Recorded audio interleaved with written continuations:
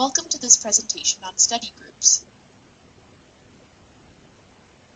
This Prezi will cover the perks of study groups, limitations of study groups, different learning methods in study groups, and how to form study groups. A study group can be an extremely beneficial support to have while attending university. It can help you see material from a different perspective, keep you motivated to study, provide a place to share study tips, and enable you to participate in discussions and debates on selected topics. According to research, students learn best when they are actively engaged in the process of learning. Study groups offer students a sense of shared purpose, which can help them feel connected, engaged, and motivated to learn about the subject material.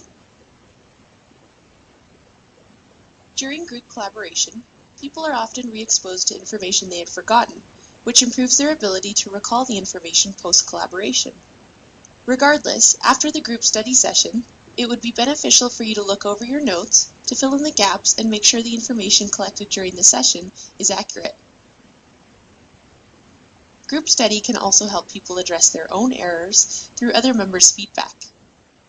However, when people take mandated turns to contribute information, it limits other group members' ability to provide feedback on responses.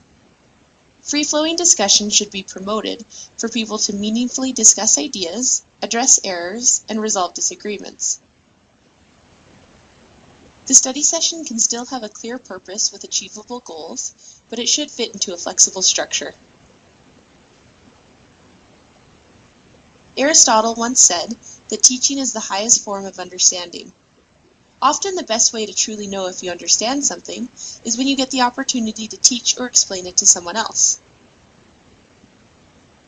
Group study also promotes responsibility for your learning and challenges your less effective study behaviors.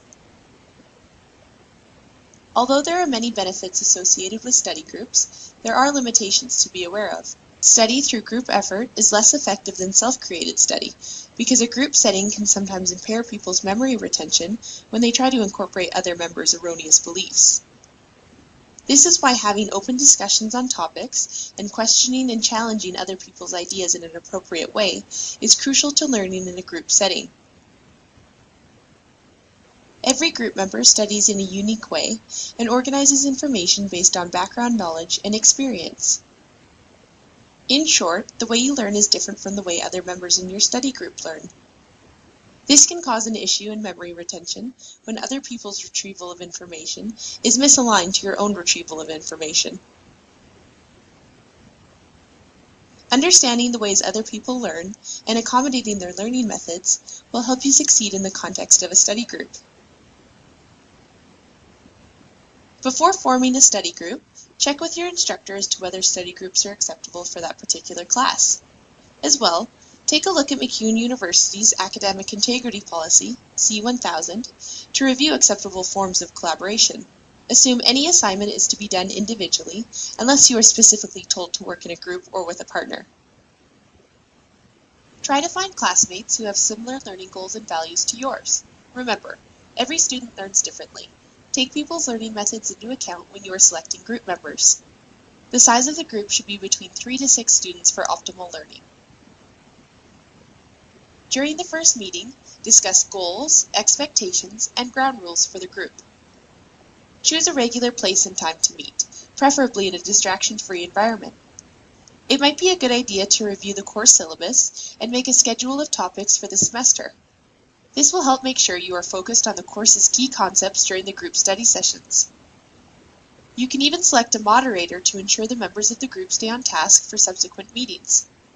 All members should make a serious commitment to show up and to do the required work prior to any group meeting. Decide as a group how you will make sure that all group members contribute equally to the meetings. Before each meeting, create an agenda that outlines goals and objectives so the session is productive and stays on track. The agenda can be made online if it is difficult to discuss in person. During the meeting, try to actively listen without interrupting others. Redirect the attention of the group if the conversation wanders. If that does not work, it may be time to take a break. A good rule is to take a 10-minute break after 50 minutes of study. At the end of each meeting, reserve 5 to 10 minutes to determine whether set goals were accomplished as a group. If goals were not met, discuss as a group how to refocus for the next meeting. Remember, group study is not a substitute for learning the material yourself. Group study should be mutually beneficial for all members of the group, so make sure you come prepared.